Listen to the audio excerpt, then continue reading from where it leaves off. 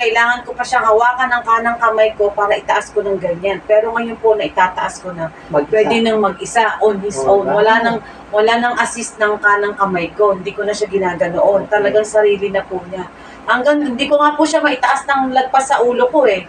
Hanggang dito talagang ang laki ng harang. Lalo na ito, hindi ko ito ma-close open. Pero ngayon, naka-close ko siya, pero may konting ano na lang, konting-konti na lang. Kasi dati po, ito po ay namamaga pa. Maga siya noon. Ngayon po ay umimpis na, lumiit na yung maga niya. Ayun. Kaya naka-close ko na siya. Nung bago po ako i-therapy, ito po ay talagang baluktot itong aking little finger. Ayun. Di baluktot po talaga yan. Ngayon, Tapos hirap ako ngayon, meron ng ginawa kasi lumambot na po siya, natanggal na yung mga bara-bara. Yun ang pakiramdam ko kasi noon ginaganito ko siya, pinipisit ko siya at iniikot ko para lang, kasi para lumambot, ginaganyan ko po. Pero kada tapos ng therapy ko, malambot po siya, napakaganda ng pakiramdam. Alright. At So, yun, nararamdaman ko yung sinasabi na parang may langgam. Actually, ang ibig sabihin po noon, ay dumadaloy na yung dugo dahil nawawala na yung mga bara-bara. Dahil po yun sa mga kinakain natin. Yes, okay po. So, ang gamit lang po natin ay therapy. At yung iniinom po nila na Stem cell. Phytoscience stem cell. At pagkatapos, yung mga ginagamit po natin sa pang-therapy, meron tayong pH Power Spray at saka yung ating Power Mag or yung magnesium. Yan. Ito pong Power Magnesium na to talagang very powerful po ito. Kaya wag po kayong mawawalan nito pag meron kayong nararamdaman. Ito po talaga ang dapat nyo gamitin. Kaysa uminom po kayo ng gamot na para sa pain, makakasira po yun sa atay natin, sa bato natin. Kaya kung mga pahid-pahid lang, mas mainam po. At kung maglalagay po kayo ng pampahid, mas mainam po yung organic na katulad nito na safe po sa ating katawan. Kasi lahat po ng ipapahid natin sa katawan natin, i-absorb po yun sa loob. Kung hindi po safe yung ipapahid nyo, ay magiging doble na ang sakit nyo.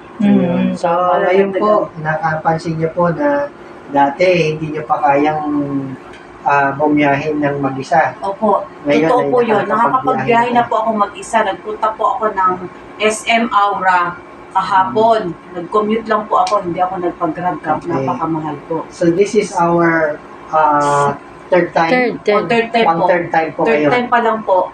Ayan. Okay. I will let you know yung talagang full improvement ko na after ng therapy ko. Ayan. Pero ngayon po, nakakatatlong beses ako. Kaya natutuwa po ako every after ako mag-therapy. Napakaganda po ng pakiramdam ko. Magaan po. Yes. Magaan po, itaas yung aking kamay. Tingnan nyo naman, meron pa siyang diferensya. Hindi naman yan instant makukuha. Tama. It will take time. Tama. Ganun po talaga. Hindi Okay. naman po, kasi ang sakit naman po, kumbaga ito ay nagkaroon ako last year, September, hindi naman ang pagkainom ko ng gamot at pagka-therapy sa akin ay agad-agad. Ayan. Pero makikita nyo po yung improvement. Kaya Ayan. magpatuloy lang.